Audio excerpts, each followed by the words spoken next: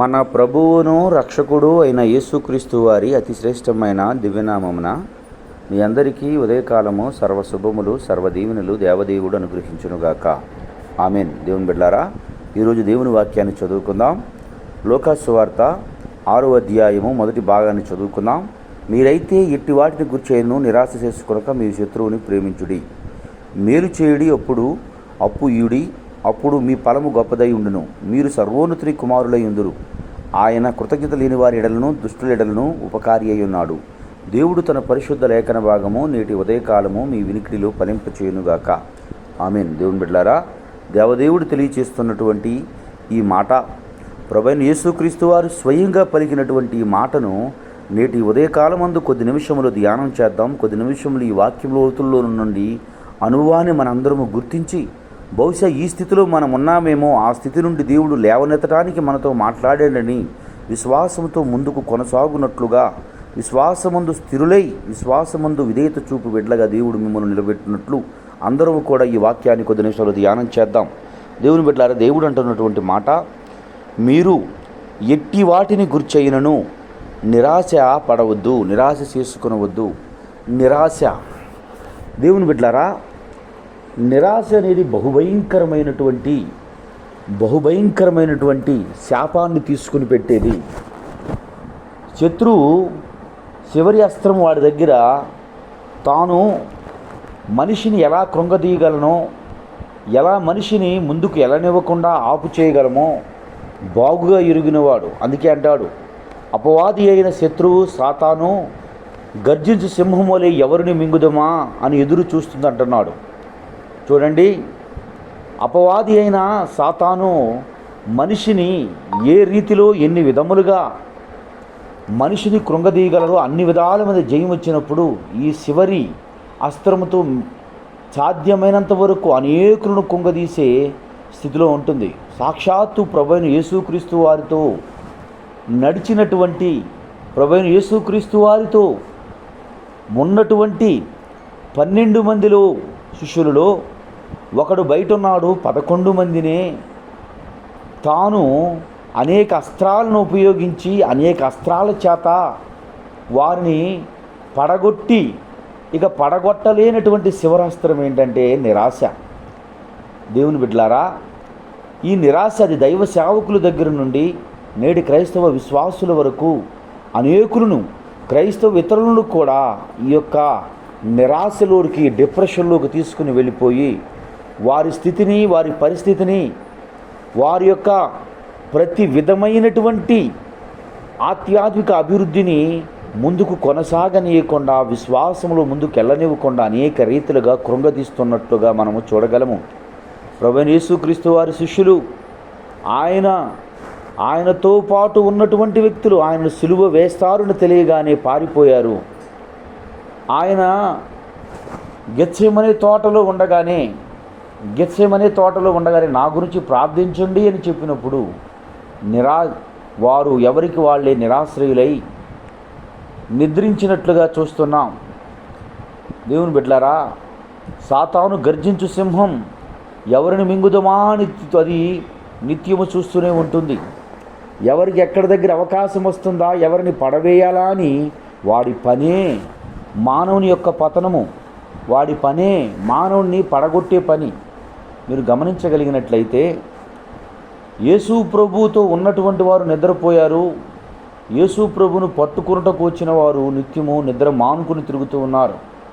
దేవుని బిడ్డలారా, నేటి క్రైస్తవ సమాజంలో క్రీస్తుతో ఉన్నామనుకున్న మనం ఈ విషయాన్ని గుర్తించక నిద్రపోయే వ్యక్తుల్లా ఉన్నాము. యేసు ప్రభువుతో ఉన్నవారు నిద్రపోయారు. యేసు ప్రభువును పట్టుకున్నటకు వచ్చినటువంటి వారు గర్జించు సింహం వలె రాత్రంతయు గెత్సేమనే తోట చుట్టూ తిరిగారు.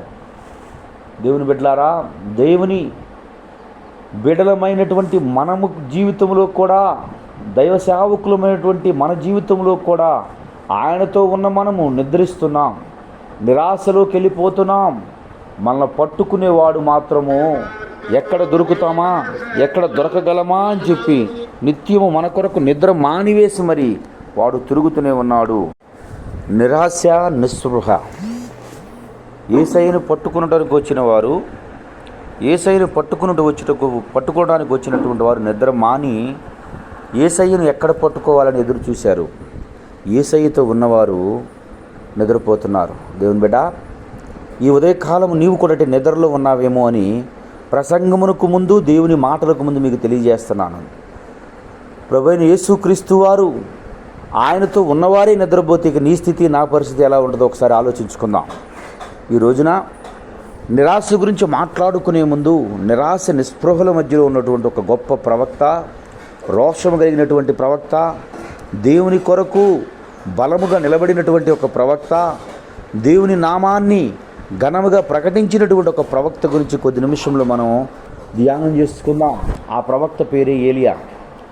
ఆ ఏలియా ఎంతగా నిరాశలోకి వెళ్ళిపోతాడు, నిరాశ నిస్పృహలో మధ్యలోకి వెళ్ళిపోతాడు అంటే, క్రూరుడు, భయంకరుడు, సాతాను యొక్క ప్రథమ దూతగా ఉన్నటువంటి ఆహాబు, యెజెబెలు లాంటి వారిని ఎదిరించినటువంటి వ్యక్తి, దేవుని ప్రజలు యథార్థత తెలుసుకోవాలని అహర్నిశలు కృషి చేసినటువంటి వ్యక్తి, తాను ప్రార్థన చేసి ఆ ప్రార్థన ద్వారా 3.5 సంవత్సరములు భూమి మీద వర్షము లేకుండా చేసినటువంటి వ్యక్తి, మరలా ఆయన ప్రార్థించి భూమిపైన వర్షాన్ని తీసుకొచ్చినటువంటి వ్యక్తి, ఆహాబును ధైర్యంగా ఎదిరించినటువంటి వ్యక్తి, ఇశ్రాయేలు ప్రజలు 2 తలంపుల మధ్య ఎందాక జీవిస్తారని సెలవిచ్చినటువంటి ప్రవక్త, దేవుడు పిలిస్తే, దేవుడు పంపితే ఎక్కడికైనను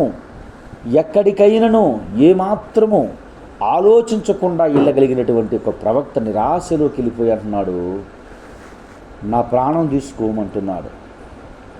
దేవుని బిడ్డలారా, దేవుని యందు ప్రియ దైవజనుడా, సహోదరుడా, నీ పరిస్థితి కూడా ఇలాగే ఉందా?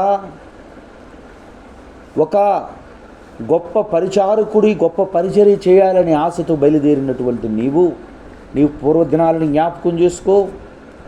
అప్పుడు నీకు ఇంత వాక్యం తెలియదు, ఇంత ప్రార్థనాత్మ కలిగినటువంటి వ్యక్తివి కాదు, ఇంత ప్రార్థనాపరుడువు కాదు, ఇంత సంఘము లేదు, ఇన్ని పరిచయాలు లేవు, ఇంతగా ప్రేమించేవారు లేరు, ఇంతగా నిన్ను ఆదరించినటువంటి వారు లేరు. అటువంటి సమయంలో దేవుని యందు విశ్వాసముతో దేవుని కొరకు ఏదో ఒకటి చేయాలనే ఆశ, ఆతృత, అహర్నిశలు నిద్రలు మాని దేవుని కొరకు ఉపవాసాలుండి ఎంతో ప్రయాసపడినటువంటి నీ విశ్వాసము, నువ్వు ప్రారంభించింది పనిని ఏ మనిషిని చూసి మనిషి మారతాడని కాదు, కానీ దేవుని వైపు చూసి దేవుని యందు విశ్వాసంతోనే కదా. అట్టి విశ్వాసంతో నీ పని నువ్వు కొనసాగిస్తూ నీ సంఘాన్ని వృద్ధిలోకి వచ్చిన తర్వాత నీ మధ్యకు తోడేలు చొరబడి, అపవాది అయిన సాతాను చొరబడి నీ సంఘాన్ని గలిబిలి చేసి, సంఘాన్ని చీల్చివేసి, సంఘాన్ని పాడు చేసినప్పుడు, పాడు చేసిన స్థితిలో ఉంటే నువ్వెందుకు కృంగిపోతున్నావు? ఎందుకు నీకు కృంగుదల వచ్చింది? ఎందుకు ఆ నిరాశలోకి వెళ్ళిపోతున్నావు అంటే, దేవుని బిడ్డ, ఏలియా గారిని ఏడ్పించినటువంటి, ఏలియా గారిని నిరాశలోకి తీసుకెళ్ళిపోయినటువంటి దురాత్మ నిన్ను కూడా ఈరోజు తీసుకుని వెళ్ళిపోతుందేమో. ఒకసారి పరిశీలించు, ఒకసారి పరీక్షించు. ఎంత రోషంగా ఉన్నావప్పుడు, ఎంత క్రమంగా ఉన్నావప్పుడు, ఎంత విధేయత చూపుతూ ఉన్నావప్పుడు, ఎంత భక్తితో ఉన్నావప్పుడు, ఎంత డెడికేషన్తో పనిచేసావప్పుడు ఒకసారి ఆలోచించుకో. ఈరోజు ఏమైపోయింది ఆ డెడికేషన్?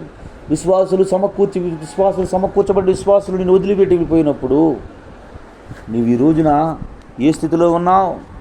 ఇక అప్పుడంటే నాలో శక్తి ఉంది, అప్పుడంటే నాలో బలం ఉంది కనుక నేను చేయగలిగాను. ఈరోజు నాలో శక్తి క్షీణించుకుపోయింది, బలము క్షీణించుకుపోయింది, వయసు పైబడిపోయింది, ఈరోజు నేను చేయలేను అనుకునే స్థితిలో నీవు మాట్లాడుండొచ్చు. కానీ నీవు శక్తిహీనుడివి. ఆ రోజు నిన్ను బలపరిచిన దేవుడు ఈరోజు కూడా అదే బలముతో ఉన్నాడనే విషయాన్ని ఎందుకు మర్చిపోతున్నావు? యేసుక్రీస్తు నిన్న నేడు ఏకరీతిగా ఉన్నాడని సెలవిచ్చినటువంటి మాటను ఎందుకు నీవు, ఆ మాటను ఈరోజు ఎందుకు నీ హృదయంలో పనిచేయటం లేదు? ఒకసారి నువ్వు పరిశీలించుకుంటావా? దేవుని బిడ్డా, ఒకసారి ఆలోచిస్తావా? ఒకసారి ఆలోచించమని దైవ సేవకునిగా నేను తెలియజేస్తున్నాను. ప్రభునందు ప్రియమైనటువంటి దేవుని సహోదరుడా, సహోదరి, విశ్వాసి, ఈరోజు యేసయ్య నిన్ను అదే మాట అడుగుతున్నాడు. నువ్వు యేసయ్య దగ్గరికి వచ్చినప్పుడు ఏ స్థితిలో వచ్చావు? ఆర్థిక సమస్యల్లోనేగా నువ్వు వచ్చింది, అనారోగ్య సమస్యతోనే యేసయ్య దగ్గరికి వచ్చింది, ఒంటరితనంతోనేగా యేసయ్య దగ్గరికి నువ్వు వచ్చింది, బలహీన స్థితిలోనేగా యేసయ్య దగ్గరికి నువ్వు వచ్చింది. బలహీనుడు ఉండగానే కదా యేసయ్య దగ్గరికి నువ్వు వచ్చింది. కృంగుదలలోనే కదా యేసయ్య దగ్గరికి నువ్వు వచ్చింది. ఆ రోజు వచ్చినటువంటి నీ పరిస్థితి, ఆ రోజు ఉన్నటువంటి నీ స్థితి, ఆ రోజు నువ్వు ఎదుర్కొనే సమస్య నుంచి విడిపించి చిన్న వ్యాపారంగా ప్రారంభించినటువంటి ఈ వ్యాపారాన్ని వృద్ధిలోనికి తీసుకుని వచ్చి నిన్ను ఒక బ్రాండుగా ఒక ఉన్నతమైన స్థితిలో నిలబెట్టినటువంటి దేవుడు ఈ రోజున నీకు తెలిసి తెలియని పొరపాటు వలన నీ వ్యాపారం నష్టపోతే, నీ స్నేహితుల వల్ల ఆ వ్యాపార నష్టానికి నీవు ఎదుర్కోవాల్సిన పరిస్థితి వస్తే, నీ పార్ట్నర్స్ వల్ల నువ్వు చేస్తున్న వ్యాపారం పాడైపోయిన పరిస్థితి ఉంటే, నువ్వు నమ్మినటువంటి నీ బిడ్డల చేతనే వారు తెలిసి తెలియక చేసినటువంటి స్థితిని బట్టి వ్యాపారము లాభాల గుండా ప్రయాణించవలసినటువంటి వ్యాపారం నష్టాల గుండా ప్రయాణిస్తూ నష్టాలలో ఉన్నప్పుడు, దేవుని బిడ్డ అయిపోయిందంతా, నా జీవితం అయిపోయిందని, ఇక అయిపోయాను అంతా అని చెప్పి ఎందుకు నువ్వు కృంగుదలలో ఉన్నావు? ఎందుకు నిరాశలోకి వెళ్ళిపోయావు? ఎందుకు నిరాశను నీవు తలంచుకుని కృంగుతూ ఉన్నావు? దేవుని వాక్యం తెలియజేస్తుంది, శ్రమ దినమున నువ్వు కుంగినెడలా చేతగాను వాడవుతున్న దేవుని వాక్యం తెలియజేస్తుంది కదా. వాక్యాన్ని బాగా ఎరిగిన వాడవు కదా. ఆ రోజు నీ స్థితిలో నుంచి లేవనెత్తిన దేవుడు ఈ రోజు నీ స్థితిలో నుంచి లేవనెత్తలేడు అని ఎందుకు నువ్వు కృంగిపోతున్నావు? ఆ రోజు నిన్ను ధైర్యపరిచిన దేవుడు, ఆ రోజు నీకు ధైర్యాన్ని ఇచ్చిన దేవుడు, ఆ రోజు నిలబెట్టిన దేవుడు ఈ రోజు కూడా ఆయన అలాగే సిద్ధంగా ఉన్నాడు నిన్ను మరలా బలపరచుటకు, మరలా నిన్ను ధైర్యపరచుటకు, మరలా నిన్ను సిద్ధపరచుటకు, మరలా నీ జీవితాన్ని కట్టుటకు ఆయన ఈరోజు కూడా సిద్ధంగానే సమీపంగానే ఉన్నాడు. దేవుని బిడ్డ, ఆ రోజు వచ్చిన స్థితి ఈరోజు నీకు ఎందుకు రాలేదు అంటే, నువ్వు నిరాశలోకి వెళ్ళిపోయావు. నిన్ను ముందుకు వెళ్ళనివ్వట్లేదు సాతాను. నేను దేవుడు నిన్ను కార్యాలు జరిగించిన దేవుడు, ఇక ముందు కూడా ఇట్టి కార్యాలను చేయటానికి ఆయన సమృద్ధుడు. చనిపోయి తిరిగి లేచిన తరువాత ఆయన చెప్పినటువంటి మాట, ఇదిగో సదాకాలం నీతో కూడా ఉన్నానని చెప్పినటువంటి మాటను మర్చిపోయే స్థితిలోనికి తీసుకుని వస్తుందని నువ్వు గుర్తుంచుకో. దేవుని బిడ్డ, అనారోగ్యంతో యేసయ్య దగ్గరికి వచ్చావు, స్వస్థపరచబడ్డావు, మరలా బలహీనత నీలోకి వచ్చింది. ఆ బలహీనత నీలోకి వచ్చినప్పుడు, ఆ బలహీనతలో నువ్వు అయినప్పుడు, మరలా నాకెందుకు వచ్చింది వ్యాధి, మరలా నాకెందుకు వచ్చింది బాధ, నేను దీంతోనే చనిపోతానేమో, మరలా ఈ వ్యాధితో నేను కృంగిపోతానేమో, ఈ వ్యాధితోనే మరలా నా జీవితం అయిపోతుందేమో నిరాశలో నువ్వు ఉన్నావేమో. ఒకసారి ఆలోచించుకో. ఈ రోజున దేవుని బిడ్డ, ఆ రోజు స్వస్థపరిచిన దేవుడు ఈ రోజును స్వస్థపరుస్తున్నాడు.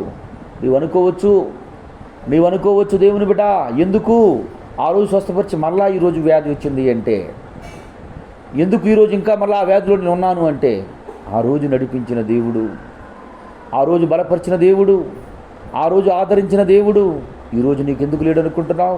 ఆ రోజు నీకు ప్రార్థన చేయటం రాదే, వాక్యం అర్థం కాదే, వాక్యం చెబుతుంటే నీకు ఏమాత్రం అర్థం కాలేదే, కానీ నీ నిరీక్షణ ఒకటి ఉన్నదే, నీ విశ్వాసం ఒకటి ఉన్నదే.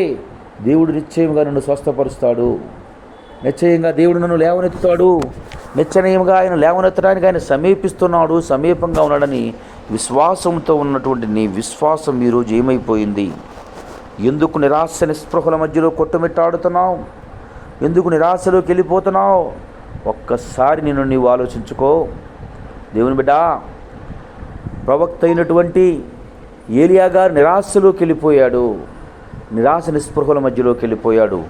శూరకార్యములు జరిగినటువంటి వాడు, ఘనకార్యములు జరిగించినటువంటి వాడు, రెండు తలంపుల మధ్య కొట్టుమిట్టాడుతున్నటువంటి ఇశ్రాయేలును రెండు తలంపుల మధ్య ఎందాక మీరు ఉంటారు? బయలైతే బయలును అనుసరించుడి, యెహోవా దేవుడైతే యెహోవాను ఆశ్రయించడండి ధైర్యముగా ప్రకటించినటువంటి ప్రవక్త ఇప్పుడు దేవునికి చేసే ప్రార్థన ఎటువంటి ప్రార్థన? నన్ను తీసుకుని పో, అయిపోయింది నా జీవితము, ఇక నా వల్ల కాదు, నేనేమి చేయలేను. అప్పుడంటే బలము కలిగినటువంటి పని చేశాను, కానీ ఇప్పుడు బలహీనుడును, శక్తిహీనుడును, శక్తి లేనివాడును, నా వల్లకి ఏమీ కాదని కృంగిపోయినటువంటి వ్యక్తి, కృంగుదలలో ఉన్నటువంటి వ్యక్తి, నిరాశ నిస్పృహల మధ్యలో ఉన్నటువంటి వ్యక్తిగా నీవు కూడా ఈరోజు ఉన్నావేమో. ఒక్కసారి నిన్ను ఆలోచించుకుంటే, నిన్ను నువ్వు పరీక్షించుకుంటే ఎంత బాగుంటుందో ఒక్కసారి ఆలోచించమని సాటి దైవ సేవకుడుగా, దైవజనుడిగా మీకు ఈ విషయాన్ని తెలియపరుస్తున్నాను. దేవుని బిడ్డలారా, అంత మాత్రమే కాదు, బైబిల్ గ్రంథంలోనే తనకు భయంకరమైన పరిస్థితి ఎదురైనప్పుడు, కష్టాల గుండా తను ప్రయాణించాల్సి వచ్చిన అవసరం వచ్చినప్పుడు, ఇబ్బందులు గుండా తన ప్రయాణం కొనసాగుతూ ఉన్నప్పుడు, తను నమ్మినటువంటి, తాను కన్నటువంటి తన బిడ్డలే తాను రోడ్డు మీదకు పంపించినప్పుడు, అవమానకరమైన పరిస్థితులు తనకు ఎదుర్కోవలసి వచ్చినప్పుడు తనేమన్నాడో తెలుసా? మీరు ఆ బిన్నిమీనుని జోలికి పోనివద్దు, ఎందుకంటే నా బాధను చూస్తున్న దేవుడు, నిశ్చయముగా వీడు పలికే దోషణలు కూడా చూస్తున్న దేవుడు, మరలా ఆయన నా యందు కనికరం ఉంచి నా రాజ్యాన్ని తిరిగి నాకు ఇస్తాడేమో, వాని జోలికి మీరు పోవద్దు అన్నాడు. ఆ వ్యక్తి పేరు ఎవరు అంటే దావీదు. దేవుని బిడ్డలారా, ఇది కదా విశ్వాసము, ఇది కదా విధేయత, ఇది కదా దేవుని యందు నిరీక్షణ, ఇది కదా దేవుడి అంటే దేవుని యొక్క పని పట్ల గొప్ప ప్రణాళిక. దేవుని బిడ్డ తన జీవితంలో అనేకమైనటువంటి కుంగుదలలు, బాల్యము మొదలుకొని యవ్వనము మొదలుకొని వివాహమైంది మొదలుకొని బిడ్డలు తనను పుట్టిన తర్వాత మొదలుకొని అందరి చేత తన జీవితం అంతయు నిరాశే. రాజ్యం వచ్చిన ఆ రాజ్యాన్ని కూడా సుస్థిరంగా ఉంచకుండా ఆ రాజ్యాల్లో అనేకమైనటువంటి ఆటంకాలు. దేవుని బిడ్డ బాల్య దిశలో ఉండగా తండ్రి తనకు సరైనటువంటి గుర్తింపు ఇవ్వలేదు. సమూయేలు తన ఇంటికి వచ్చినప్పుడు సమూయేలు అడిగారు, ప్రవక్త అయినటువంటి సమూయేలు గారు అడిగారు, నీ బిడ్డలు ఇంతమంది అయినా ఇంకెవరూ లేరా అని. ఎక్కడో ఉన్నాడు, గొర్రెల కాపరిగా ఉన్నాడు, గొర్రెలు కాస్తూ ఉన్నాడు అంటే వారిని పిలువు అంటాడు. అంటే ఇంటికి వచ్చినటువంటి వ్యక్తి చెప్పే వరకు కూడా తన కుమారుడును గురించి తనకున్నాడు, తన కుమారుని కూడా పిలవాలి అని, తన కుమారుడు కూడా మన మధ్య ఉండాలి అని పిలవలేనటువంటి పరిస్థితిలో దావీదు గారిని చూసినట్లుగా కూడా మనం దైవ గ్రంథమందు చూడగలము. దైవ గ్రంథమందు మనకు అర్థమవుతుంది. ఆయన పిలిచిన తరువాత అప్పుడు దేవుడు కోరుకున్నాడు, ఇతను నా తండ్రి నన్ను పిలవలేదు నిరాశలోకి వెళ్ళాడా? నా తండ్రి నన్ను గౌరవించలేదు నిరాశలోకి వెళ్ళాడా? వెళ్ళలేదు. నిరాశలోకి తను వెళ్ళలేదు. యవ్వన ప్రాయం వచ్చినప్పుడు తన యొక్క సహోదరుల కొరకు, తన సహోదరుల క్షేమ సమారక్షణ కొరకు తండ్రి పంపిస్తే తన తండ్రి మాటను తృణీకరించలేదు, తన తండ్రి మాటను కాదనలేదు. తన తండ్రి ఎక్కడికైతే పంపించాడో అక్కడకు సుబుద్ధి కలిగి వెళ్ళాడు. సుబుద్ధి కలిగి వెళ్ళిన తరువాత సుబుద్ధితో తన పనిని తాను కొనసాగిస్తూ చేస్తూ వెళ్ళినప్పుడు అన్నలు తనను తృణీకరించారు. ఎలా తృణీకరించారు? గొలియాతో ఆ పక్క నుంచి భయంకరం యుద్ధం చేయటానికి వీళ్ళని తృణీకరంగా మాట్లాడుతూ ఉంటే సౌలు రాజు దగ్గరికి వెళ్ళి, నేను ఆయన వైపు, మీ వైపు, ఇశ్రాయేలు వైపు జీవంగల దేవుని పక్షముగా యుద్ధం చేస్తాను, జీవంగల దేవుని నామం పేరట యుద్ధం చేస్తాను, నేను సింహాన్ని దేవుడు చీల్చే కృప నాకు ఇచ్చాడు, ఎలుగుబండును చీల్చే కృప ఇచ్చాడు, తన నోట నుండి నా గొర్రె పిల్లలను తెచ్చుకునేటప్పుడు దేవుడు నన్ను క్షేమంగా ఉంచాడు కనుక నేను వారితో యుద్ధం చేశాను, దేవుడు నాకు విజయాన్ని ఇచ్చాడు, నిశ్చయంగా ఈ యొక్క అన్యుడైన గొల్యాతును కూడా దేవుడు మా చేతికి అప్పజేస్తాడు గనుక నన్ను నమ్మండి అని చెప్పినప్పుడు, ఈ మాటలు తన అన్నలు విన్నప్పుడు తనను నిరాశకు గురి చేస్తారు. నన్ను నిరాశకు గురి చేశారు, మా అన్నయ్య కదా ఈ పని చేయొద్దని చెప్పాడు కనుక నేను ఇక చేయను, నేను వల్ల కాను, నా వల్ల అవ్వదు అని చెప్పి వెనక్కి తిరుగు తిరిగాడా? లేదు. ధైర్యంగా దేవుని యందు విశ్వాసంతో ముందుకు కొనసాగాడు. దేవుని బిడ్డ, ఇప్పుడు నేను చెప్తున్నటువంటి వారు ఎవరూ కాదు, బయట వారు ఎవరూ కాదు. ఒకవేళ నీ కుటుంబ సభ్యులే నిన్ను తృణీకరిస్తూ ఉండొచ్చు, నీ తోడబుట్టిన అక్కో చెల్లు నిన్ను తృణీకరిస్తూ ఉండొచ్చు, నేను నిరాశకు నువ్వు పాస్ అవ్వలేవని చెప్పుండొచ్చు, నువ్వు వ్యాపారం చేసినా నువ్వు వృద్ధవ్వు అని చెప్పండొచ్చు, నిన్నెవడు నమ్ముతాడు, నీ మాట ఎవరు నమ్ముతారని చెప్పుండొచ్చు. దేవుని బిడ్డ, గుర్తించావా? ఆలోచించావా? దావీదు గారు నిరాశలోకి వెళ్ళిపోయాడా?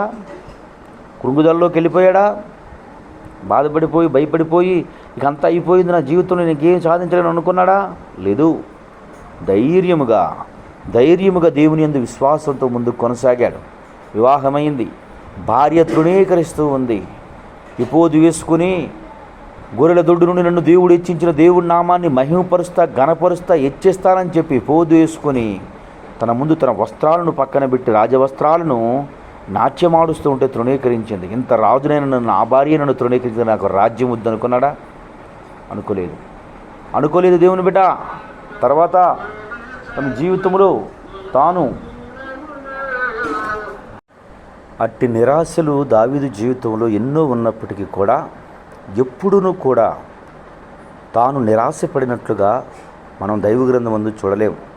ఎప్పుడు ధైర్యంతో, విశ్వాసంతో సమస్తము చేయగల దేవుడు, సమస్తము విడిపించగల దేవుడు, సమర్థుడని తన బాల్య దిశాలను జ్ఞాపకం చేసుకొచ్చు దేవుడు ఏ విధంగా కాసి కాపాడాడో, తన యవ్వన ప్రయాణాన్ని జ్ఞాపకం చేసుకొచ్చు దేవుడు ఈ తృణీకరించబడిన వ్యక్తుల మధ్యలో ఎట్లా నిషేధించబడినటువంటి మొలరాయిగా నియమించబడ్డాడో, ప్రతి పరిస్థితిని బాల్య దిశ నుండి వృద్ధాప్యం వరకు దావీదు గారు ఏ క్షణంలో ఎప్పుడూ కూడా నిరాశపడినట్లుగా, నిరాశ నిస్పృహల మధ్య కుంగినట్లుగా దైవగ్రంథమందు మనం చూడలేము. అట్టి విశ్వాసము కలిగినటువంటి వ్యక్తి మనము జ్ఞాపకం చేసుకుని ముందుకు కొనసాగితే మన జీవితంలో ఎంత ఆశీర్వాదకరంగా ఉంటాయో ఒకసారి ఆలోచించుకుందామా? దేవుని బిడ్డలారా, అంటాడు మోషే గారు, అయ్యా నేనైతే బాల్య దిశలో ఉన్నప్పుడు, పొరో ఇంట ఉన్నప్పుడు ఒంట్లో శక్తి కలిగినటువంటి వాడను, వయసులో యుక్త వయసులో ఉన్నవాడిని, ఇప్పుడైతే వృద్ధాప్యంలోకి వచ్చేసాను, నా నోరు సరిగా పలకలేనటువంటి స్థితిలో ఉంది, నా కన్ను సరిగా చూడలేనటువంటి స్థితిలో ఉంది గనుక అప్పుడైతే వెళ్ళేవాడిని, ఇప్పుడు వెళ్ళలేను, నా వల్ల కాదు అంటూ ఉంటే దేవుడు అంటూ ఉన్నాడు, నత్తివానిగా పుట్టించువాడెవడు, గుడ్డివానిగా పుట్టించువాడెవడు అంటున్నాడు. దేవుని బిడ్డ, నీ జీవితంలో నీ వైపు చూసుకున్నప్పుడు నువ్వు వృద్ధుడివి, కానీ దేవుని వైపు చూసినప్పుడు పసిబాలుడివి. నీ వైపు నువ్వు చూసుకున్నప్పుడు బలహీనుడివి, దేవుని వైపు చూసినప్పుడు బలవంతుడివి. దేవుడు లేని వాటిని ఉన్నట్టుగా పిలుచువాడు, సమస్తము సరిచేయగలిగినవాడు. అట్టి దేవదేవుని వైపు నువ్వు చూసిన ఎంతకాలము కూడా నీకు నిరాశ రాదు. దేవుని వైపు నువ్వు చూసినంత వరకు కూడా నువ్వు బలహీనుడు కావు. దేవుని వైపు నీవు ప్రయాణము కొనసాగినంతసేపు కూడా ఎప్పుడు బలహీన స్థితిలో నీవు ఉండవు. దేవుని చూడక నీ వైపు నువ్వు చూసుకున్నప్పుడు మాత్రమే నిరాశ నిస్పృహలోకి వెళ్ళిపోతావు. దేవుని బిడ్డ, పేతురైతేనే, ప్రభువా నీవే అయితే నేను కూడా నీళ్ళ మీద నడుచున్నట్లు నన్ను నడిపించుమన్నాడు. దేవుని వైపు చూసినంత కాలము కూడా, చూసినంతసేపు కూడా నీళ్లపైన నడిచాడు. గాలి వైపు చూసినప్పుడు, లోకం వైపు చూసినప్పుడు మునిగిపోసాగాను. దేవుని బిడ్డ, ఈరోజు దేవుని వైపు నువ్వు చూస్తే నీ వ్యాపారం మరలా వృద్ధవుతుంది. ప్రియమైనటువంటి దైవ సేవకుడా, దేవుని పనిలో నా జత పనివాడా, దేవుని పనిలో జత పనివాడైనటువంటి సహోదరుడా, పేతురు గారు లోకం వైపు చూసినప్పుడు, గాలి వైపు చూసినప్పుడు ఎలా కృంగిపోతున్నారో ఈరోజు దేవుని బిడ్డ, నిన్ను అవమానించేవారి వైపు నువ్వు చూస్తున్నావు. వారు నిన్ను తృణీకరమైన మాటలు మాట్లాడతారేమని కృంగిపోతున్నావు. వాళ్ళు నా బలహీనతలు ఎత్తి చూపుతారేమో అని నిన్ను బలహీనపరచు వారి వైపు నువ్వు చూస్తున్నావు. నీ జీవితంలో వారి వైపు చూచినంత కాలం నువ్వు కృంగిపోతూనే ఉంటావు, నిరాశలోకి వెళ్ళిపోతూనే ఉంటావు. దేవుని బిడ్డ, నిన్ను బలపరచువాని వైపు కదా నువ్వు చూడవలసినది, నిన్ను విడిపించువాని వైపు కదా నువ్వు చూడవలసినది. ఆశ గని ఎవరి వైపు చూస్తాం? ఎవరైతే ఇవ్వగలరో వారి వైపే కదా. అట్టి ఆదరించు దేవుని వైపు చూడు తప్ప లోకం వైపు, తృణీకరించు జనుల వైపు, చిన్నచూపు చూచువారి వైపు నువ్వు చూడవద్దు అని దైవ సేవకునిగా నేను మీకు మనవి చేయుచున్నాను. దేవుని బిడ్డ, అట్టి విశ్వాసం కలిగి దేవునిలో విధేయత చూపుతూ ఆయనకు లోబడి ముందుకు కొనసాగునట్లు నిరాశను వదిలివేయి, నిరీక్షించు, ఎదురు చూడు. ఆయన నీ జీవితంలో పాత విషయాలను జ్ఞాపకం చేసుకో, పాత విషయాలను ఒకసారి పరిశీలించి చూడు. ఎట్టి స్థితుల్లో నుండి దేవదేవుడు నిన్ను లేవనెత్తుతూ, నిన్ను ధైర్యపరుస్తూ, నిన్ను బలపరుస్తూ, ఈరోజు నిన్ను జనులు ఫోకస్ నీ మీద పెట్టే స్థితిలోనికి నిన్ను దేవుడు నిలబెట్టాడో జ్ఞాపకం చేసుకో. దేవుడు నిలబెట్టిన దాన్ని పడగొట్టునా? దేవుడే నిలబెట్టి దేవుడే దాన్ని పడగొడతాడా? ఎన్నటికీ కాదు. దేవుడు నిలబెట్టిన దాన్ని ఎవరైనా పడగొట్టగలడా? ఎన్నటికీ జరగదు.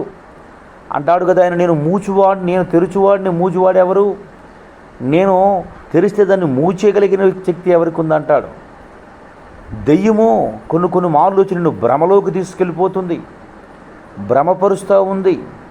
ఆ భ్రమలో నువ్వు కృంగిపోయి నా జీవితం అయిపోయింది, నా బ్రతుకు అయిపోయింది, అప్పుడైతే చేసుండేవాడిని, ఇప్పుడు చేయలేను అని నువ్వు నిరాశలోకి వెళ్ళవద్దని దైవ సేవకునిగా నేను ఈ ఉదయకాలం ముందు మీకు తెలియజేస్తున్నాను. ప్రియమైనటువంటి దేవుని సహోదరుడా, దేవుని యందు నా ప్రియ సహోదరుడా, సహోదరి, నీతోనే యేసయ్య ఈ ఉదయకాలం మాట్లాడుతున్న ఈ మాటలను అంగీకరించు, ఈ మాటల యందు విశ్వాసముంచు, ఈ మాటల పట్ల లక్ష్యముంచు. నిశ్చయముగా నీ జీవితంలో రెండంతల ఆశీర్వాదాన్ని పొందుకునే వ్యక్తిగా ఉంటావు. యోబు జీవితంలో ఎన్ని అవమానాలు వచ్చాయి, ఎన్ని నిరాశలు వచ్చాయి, ఎన్ని ఆటంకాలు వచ్చాయి, ఎంతమంది తృణీకరించారు, ఎంతమంది ఆయనను త్రోలనాడాడు, ఎంతమంది ఆయనను అవమానకరంగా మాట్లాడారు, ఎంత కోల్పోయాడు, ఎన్ని పోగొట్టుకున్నాడు. అన్నిచ్చిన దేవుడు, అంతగా ఆశీర్వదించిన దేవుడు ఆయన్ని వదిలివేశాడా? ఎన్నటికీ వదిలివేయలేదు, ఎన్నటికీ వదిలివేసే వ్యక్తి కాదు. దేవుని బిడ్డ, క్రైస్తవులమైన జీవితం, మన జీవితం ఎలా ఉండాలి అంటే ప్రతిరోజు దేవునిలో కలలు కనేవారిగా ఉండాలి. ఎటువంటి కలలవి అంటే యోసేపు గారు లాంటి కలలు. యోసేపు గారికి ఎప్పుడు నిరాశ వచ్చినట్లుగా మనం చూడలేం, ఎప్పుడు నిరాశపరుడైనట్లుగా మనం చూడలేం. ప్రతి పరిస్థితిలో తాను ఒక్కొక్క మెట్టు పైకి ఎక్కుతూ వచ్చాడు, ఒక్కొక్క మెట్టును తను సుస్థిరం చేసుకుంటూ వచ్చాడు, ఒక్కొక్క మెట్టు యందు తన యొక్క మార్కును అక్కడ చూపిస్తూ వచ్చాడు. ఆయన కళ్ళగన్నాడు, కనిన కళ్ళను బట్టి కుటుంబంలో అన్నలు తృణీకరించాడు. నిరాశలోకి వెళ్ళిపోయాడా? నిరాశలో కృంగిపోయాడా? అక్కడే ఆగిపోయాడా? ఆగలేదు, ముందుకు కొనసాగాడు. ఆ కళలు సార్థకం చేసుకున్నట్టు కొరకు దేవుని యందు విశ్వాసముతో, విధేయతతో తనకు ఇవ్వబడినటువంటి విశ్వాసాన్ని ముందుకు కొనసాగుతూ వెళ్ళిపోయాడు. అన్నలు తీసుకెళ్లి గోతులో పడవేసి నిరాశలోకి వెళ్ళిపోయాడా? నిస్పృహల మధ్యలో కృంగిపోయాడా? అయిపోయింది నా జీవితం, నేను ఎన్నో ఊహించుకున్నాను, ఎన్నో ఆశించాను, ఎంతో ఆశపడున్నాను, కానీ ఇప్పుడు ఎందుకు ఇలా అయిపోయిందని చెప్పి కృంగిపోయాడా? దేవుని బిడ్డ, నీ బిడ్డల పట్ల నీకు ఒక గొప్ప ప్రణాళిక కలిగి ఉండవచ్చు. వారిని ఉన్నత పరిస్థితుల్లోకి తీర్చిదిద్దాలని ఎన్నో ఆశలు పెట్టుకుని ఉండవచ్చు. నీ బిడ్డలు సరైనటువంటి భవిష్యత్తు వారికి ఇవ్వలేనని కృంగిపోతున్నావు ఇప్పుడు. ఒకప్పుడు కలిగి ఉన్న ప్రణాళిక ఇప్పుడు ఎందుకు కలిగి లేదు, ఎందుకు నువ్వు లేవు అంటే నిరాశలో వెళ్ళిపోయావు.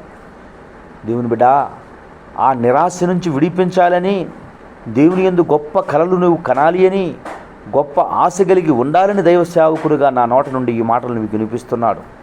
మీరు గమనించగలిగినట్లయితే గోతులో పడినటువంటి వాడు నిరాశపడిపోలేదు. గోతులో నుండి పైకి రాగలని దేవుని యందు విశ్వాసం వచ్చాడు. వచ్చిన తర్వాత అమ్మివేశారు, అక్కడ కుంగిపోయాడా? కుంగిపోలా, బలహీనుడైపోలా.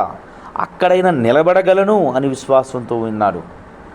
అక్కడైనా నిలబెట్టడానికి శక్తి ఇచ్చి దేవుని యందు విశ్వాసం ఉంచాడు. అక్కడ లేచి నిలబడ్డాడు. తీరా జైల్లోకి వెళ్ళాడు. జైల్లో కృంగిపోయాడా? జైల్లోనూ కృంగుదల లేదు. ఆయన జైల్లో నుండి కూడా నేను అధికారిని అవ్వగలను విశ్వసించాడు. జైలు అధికారిని అంటాడు, నువ్వు విడిపించబడిన తర్వాత నన్ను జ్ఞాపకం చేసుకో. ఎదగాలని ఆశ ఉండాలి, దేవుని యందు ఎదుగుదల ఉండాలని ఆశ ఉండాలి, దేవుని యందు నేను కన్న కలలు సార్థకం చేసుకోవాలని ఆశ కలిగి ఉండాలి. ఆయన అంటాడు, ఆశ కలిగిన ప్రాణాన్ని ఆయన తృప్తిపరుస్తాడని. నిశ్చయముగా ఆయన మాట ఇచ్చిన దేవుడు నమ్మదగిన వాడు గనుక ఆ మాట యందు నువ్వు నిరీక్షించి విశ్వాసముంచి విధేయత చూపే వ్యక్తివైతే మాట ఇచ్చిన దేవుడు నమ్మదగిన వాడు, ఇప్పుడు నిన్ను విడువడు. ఎడబాయడిన విశ్వాసంతో ముందుకు కొనసాగాలి. జైలు నుంచి విడిపించబడిన తరువాత తన కన్న కలలను సార్థకం చేసుకొని ఐగుప్తీయులు రెండవ అధికారిగా ఉన్నాడు. పరువు తరువాత ఆ దేశం యొక్క స్థితిగతులు పూర్తిగా ఎరిగినటువంటి వ్యక్తిగా ఉన్నాడు. ఆ దేశంలో ఒకప్పుడు జైల్లో తృణీకరించినటువంటి వారికి భోజనం పెట్టే స్థితిలో ఉన్నాడు. తన సహోదరులే తనను తృణీకరించిన తన సహోదరులకి భోజనం పెట్టే స్థితిలో ఉన్నారు. నిశ్చయముగా దేవుని బిడ్డ, ఈరోజు ఎవరు నిన్ను కృంగదీస్తూ ఉన్నారో, ఎవరు నిన్ను బాధపరుస్తూ ఉన్నారో, ఎవరు నిన్ను నిరాశ నిస్పృహల మధ్యలో నిన్ను నెడుతూ ఉన్నారో వారే రేపొద్దున నీ దగ్గరికి వచ్చే రోజు ఒకరోజు దేవుడు నియమిస్తాడు గనక నీవు నిరాశ నుంచి బయటకు రా. ఆశ కలిగి ఉండు, దేవుని యందు నిరీక్షణ ఉంచు, దేవుని యందు విశ్వాసం ఉంచు. ఆయనకు లోబడి ఆయన చెప్పు ప్రతి మాటకు విధేయత చూపుతూ ఆయనందు విశ్వాసంతో ముందుకు కొనసాగే వ్యక్తిగా నీవు జీవించినట్లయితే నిశ్చయముగా దేవుడు నీకు ఇస్తారన్న ప్రతి ఆశీర్వాదాన్ని ఇచ్చి అనేకులకు ఆశీర్వాదకరంగా దీవెనకరంగా దేవదేవుడు నిలుపు కృపాస్థితి దేవదేవుడు మీకు అనుగ్రహించి ఆయనలో సంతోషించు భాగ్యము దేవుడు మీకు అనుగ్రహించునుగాక. తండ్రి, ఈ మాటలు ఎందరు బిడ్డలైతే వినుచున్నారో వారందరి జీవితముల్లో తండ్రి నిరాశ నుంచి విడిపించండి.